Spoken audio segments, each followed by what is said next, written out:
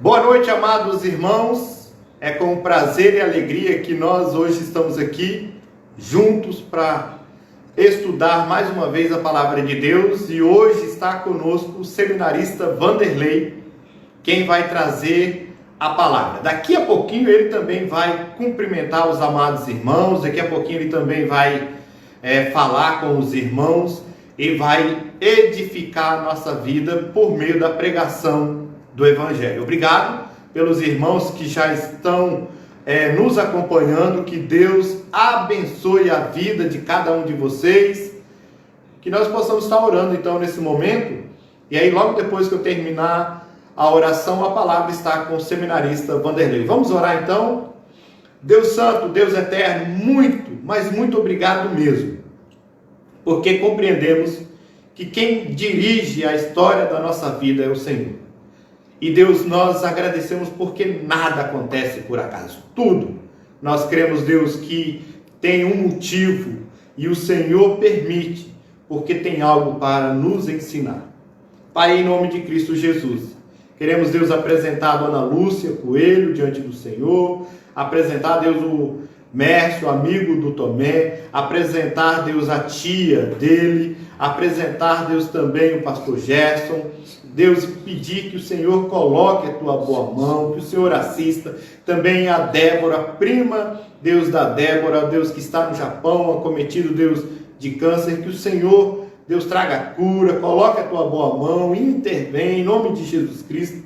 Também, Deus, na vida dessa criança, da Joquebede, filha, Deus, do teu servo, pastor Heleno, vá adiante, assista, Deus, essa garotinha, Deus, toda a equipe médica, os enfermeiros, aqueles que têm acompanhado também, dê graça a eles, quanto ao coração da mãe, também do irmão, que o Senhor esteja consolando, confortando, Deus, e dando graça a eles, trazendo ao coração deles a esperança que há em Cristo Jesus. Pai, também queremos, Deus, apresentar a nossa cidade diante do Senhor e pedir, Deus, que o Senhor continue a nos guardar, continue a guardar o teu povo, continue a guardar a população de Cacoal e traga consciência, Deus, aos moradores de Cacoal, quanto, Deus, aos cuidados que sempre tem sido mencionado, Pai, tanto nos comércios, quanto também na nossa própria casa. Não nos permita, Deus, ficarmos com festinhas, Deus, convidando várias pessoas para estar juntos e tudo, que nós possamos, Deus, respeitar esse momento e tão logo, Deus, tenhamos da parte do Senhor, Deus, iluminando a vida, Pai, dos infectologistas e também, Deus, dos cientistas, dos médicos, para que consigam um antídoto, nós possamos voltar, Deus, a uma rotina normal, mas valorizando muito mais a vida, valorizando muito mais, Deus, a nossa também intimidade com o Senhor. Pai, em nome de Jesus Cristo, seja também com teu servo, seminarista Vanderlei, nesse momento, que irá trazer a mensagem do Senhor aos nossos corações. Que nós sejamos edificados por meio da vida do teu servo. Em nome de Jesus é que oramos e louvamos ao Senhor. Amém. Vanderlei, a palavra é sua, querido. Boa noite, irmãos. Então, vamos compartilhar a palavra de Deus. Quero convidá-los a abrir as suas Bíblias no Evangelho de Mateus, capítulo 5. Nós compartilharemos apenas o versículo 4. Mateus, capítulo 5, versículo 4. O conforto para os que choram. O texto será apenas o verso 4. Jesus havia reunido com a multidão e subiu ao monte e começou a ensiná-los. E ele falou sobre algumas bem-aventuranças. Nós falaremos só apenas de uma. Mateus 5,4. Diz assim a palavra do nosso Deus: bem-aventurados que choram, porque serão consolados. Vamos orar? Pai, graças te damos, porque a tua palavra é a verdade, que ela venha edificar nossas vidas e a vida dos teus servos que a ouvem. Nós te rogamos em nome de Jesus. Amém. Bem, irmãos, o choro e o jejum, o uso de panos de saco e colocar cinza na cabeça com a cabeça inclinada para o chão, era costume judaico usado em tempos especiais, em tempos de luta, de guerra, de grandes aflições, e como a demonstração de uma tristeza profunda e um clamor de socorro perante Deus, buscando a misericórdia do nosso Deus. Como em nossos dias nós enfrentamos também esta crise de grande proporção dessa pandemia, e é oportuno fazê-lo. Nós devemos orar, jejuar, buscar o perdão de Deus, interceder pelas nossas famílias, pelos nossos irmãos da igreja, pelo próximo, pela nossa cidade, o estado, o país e até mesmo pelo mundo. Mas por que é que Jesus diz que bem-aventurado aqueles que choram? Por que são felizes os que choram? Jesus descreve aqui a condição daqueles que sentem uma profunda tristeza por causa dos seus pecados. Aqueles que têm consciência dos seus pecados, que ofendem a glória de Deus, são aqueles que são felizes. Ele diz: felizes são aqueles que são conscientes dos seus pecados e que ofendem a glória de Deus. Eles têm o consolo e a presença do Espírito Santo, que nos convence do pecado, da justiça e do juízo. E nós vemos isso lá no Evangelho de João, capítulo 16, dos versos 8 a 11. Podemos destacar aqui algumas aplicações deste ensino. A primeira é: a tristeza pelos pecados produz arrependimento para a salvação. A verdadeira conversão, ela é acompanhada de uma grande convicção de pecados. Você é consciente que é pecador. Infelizmente, muitos acham que não tem pecado. Um pecador verdadeiramente arrependido é aquele que reconhece ser merecedor da punição e condenação. Ele reconhece que ele foi concebido em pecado, que está morto em seus delitos de pecado, que não há nenhum justo sequer e que ele carece da glória de Deus. Ele reconhece que deve confessar diariamente os seus pecados. Se confessarmos os nossos pecados, ele é fiel e justo para nos perdoar e nos purificar de toda injustiça. 1 João 1,9, né? Que o sangue de Jesus Cristo nos purifica de todo pecado. 1 João 1,7. O verdadeiro arrependimento produz transformação na vida, como na vida de Zaqueu. Zaqueu era um publicano, pecador, que procurou subir numa árvore para ver Jesus, e Jesus convidou a Zaqueu para descer e foi pousar em sua casa, e Zaqueu disse para ele: Senhor, eu vou restituo tudo o que eu tirei das pessoas, pago quadruplicadamente. E Jesus disse: hoje houve salvação nessa casa. Eu vim buscar e salvar os doentes, os pecadores. Mas há também um outro ensino, uma outra aplicação aqui, que é o arrependimento de pecados. É uma experiência da santificação do crente. Mesmo depois da conversão, o cristão ainda comete pecado.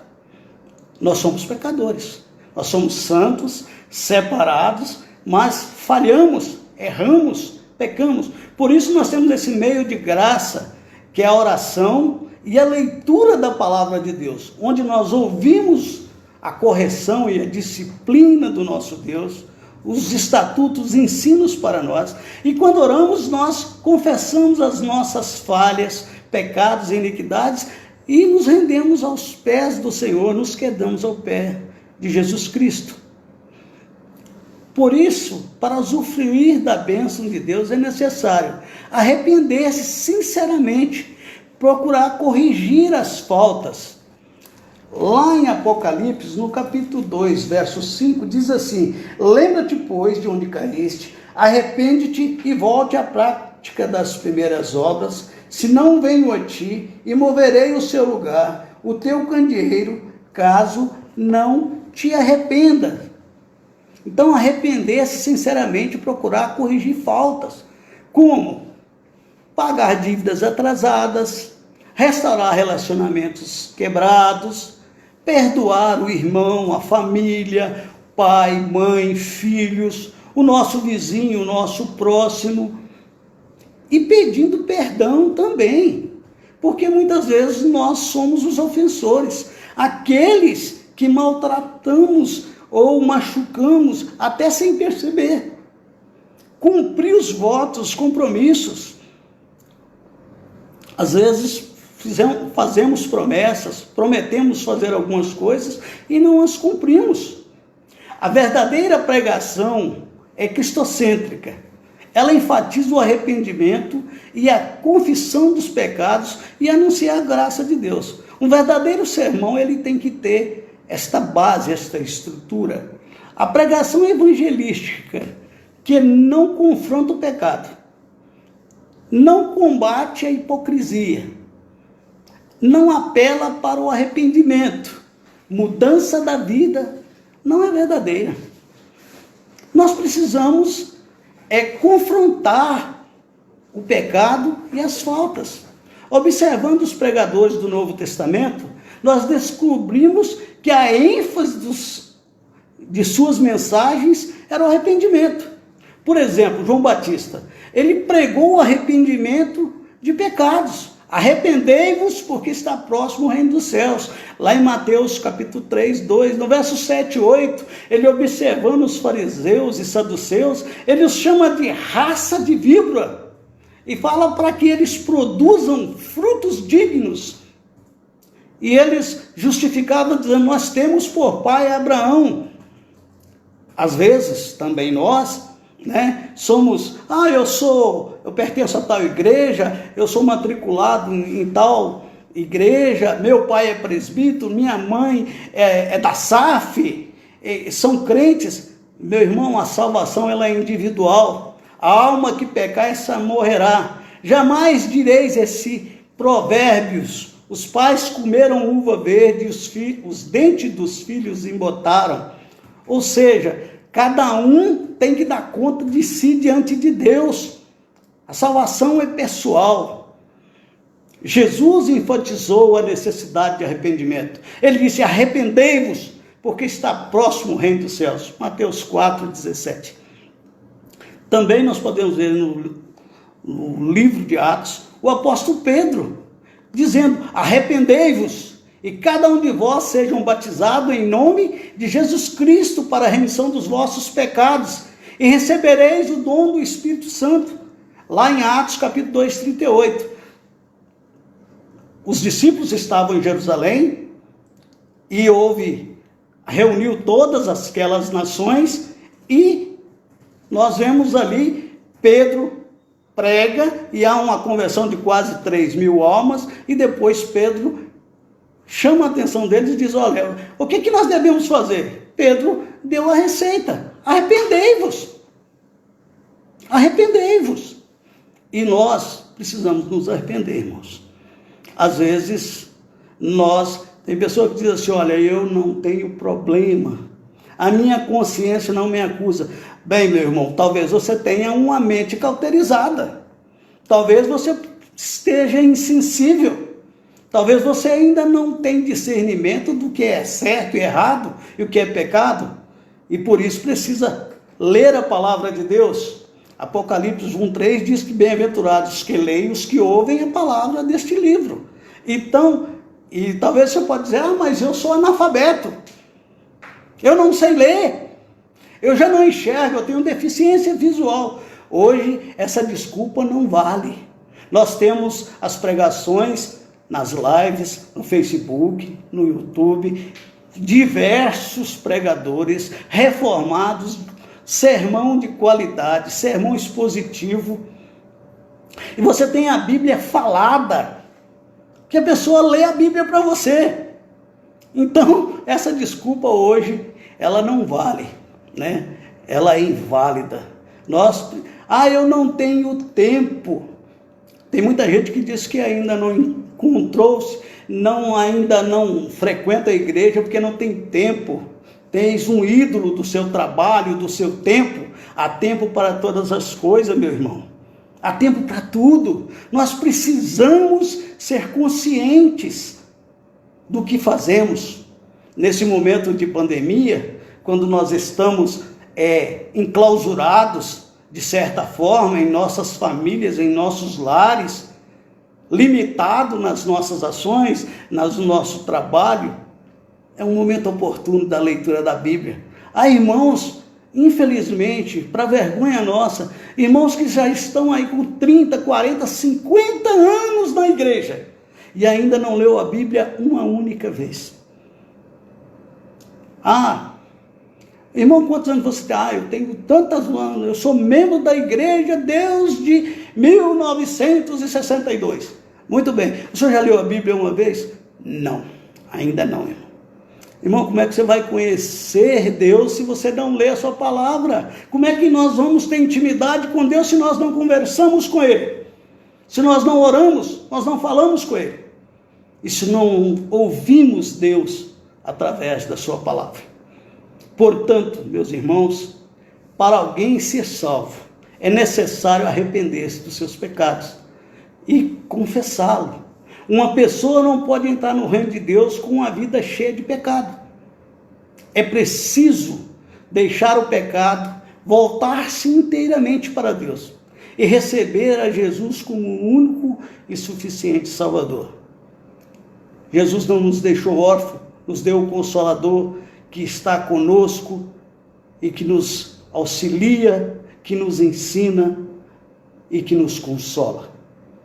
Que Deus assim possa abençoar o irmão, a irmã que está nos ouvindo nesta hora. E felizes aqueles que choram, que são conscientes de que realmente foram transformados pela graça de Deus. Que tenha pelo menos um choro de alegria, um choro de felicidade em saber que foi perdoado, foi purificado, santificado, que o sangue de Cristo te purificou de todo pecado. Amém? Que Deus o Senhor abençoe, tá? Que tenha uma boa noite, uma semana feliz. Amanhã, que é o domingo, o dia do Senhor, você possa estar participando dos nossos cultos, das nossas escolas dominicais, ok? Boa noite, Deus abençoe. Amados, vamos aqui orar encerrando então, agradecendo ao Senhor pela vida do seminarista Vanderlei, que trouxe a palavra nessa noite, e eu quero também aqui fazer coro com um pedido de oração do irmão Tomé, da sua sobrinha Elisandra, que no qual está também de Várzea Grande, está nos acompanhando, está passando por um momento muito difícil na sua vida, que Deus assim dê graça a ela. Vamos orar? Senhor Deus, sim. Obrigado, Pai, pela tua mensagem a respeito de felizes aqueles que choram. Sim. Deus, daqueles que foram alcançados pelo Senhor. E nós queremos aqui dizer a Ti obrigado, porque o nosso choro é um choro, Deus, que mesmo em meio a lutas e dificuldades, é um choro também de alegria, porque nós sabemos de quem nós somos e a quem nós pertencemos. Amém. Senhor, nós queremos apresentar também a Elisandra diante do Senhor, sim, sobrinho do teu servo Tomé de Várzea Grande. Sim, sim. Deus, o Senhor sabe da luta que ela está passando, sim, nesses dias, das suas dificuldades. Amém. Deus, em nome de Jesus Cristo. Sim, sim. Ela tem, Deus, dito que o fardo está pesado. Mas nós cremos em alguém que diz que Ele nos ajuda a carregar esse fardo. Ele é aquele, Deus, que tem um fardo suave e leve. Pai, em nome do Teu Filho Cristo Jesus, nós queremos pedir que o Senhor alcance também a vida da Elisandra, da sua família, os seus filhos, sua filha. E Deus, coloca a Tua boa mão, intervenha. Deus, que o Senhor restabeleça o seu relacionamento. Sim, Pai, sim, continua a assistir essa vida. Sim. Deus, dê graça. Sim. Glorifique o Teu nome. Deus, nós sabemos que é conforme a Tua vontade, e nós não temos dúvida disso, mas Esse é o desejo, é o clamor do nosso coração nesse momento. Amém, Senhor. Pai, em nome de Cristo Jesus, muito obrigado porque nós podemos recorrer ao Senhor, o Deus de misericórdia, o Pai de toda consolação. Tanto aqueles que têm ouvido, Deus, a mensagem, quanto também Elisandra possa, Deus, ser alcançado por essas misericórdias e a consolação do Senhor. Amém. Queremos expressar aqui a nossa gratidão pelos convidados que o Senhor, Deus, tem trago para ouvir as nossas mensagens. Sim, sim. Nossas, Deus, no sentido de que nós somos instrumentos para falar da palavra do Senhor. Por isso falamos nossa, mas é mensagem do Senhor. Sim, sim. Para edificar a nossa vida e a vida do teu povo e daqueles que ouvem. Amém. Muito obrigado por a vida, Deus, dos irmãos que têm convidados, que têm compartilhado, e assim a tua palavra tem alcançado outros. Nós agradecemos em nome de Jesus. Amém. Amém. Amados, boa noite. Que Boa Deus noite. abençoe Até a a sua próxima. vida. Amém. Amém.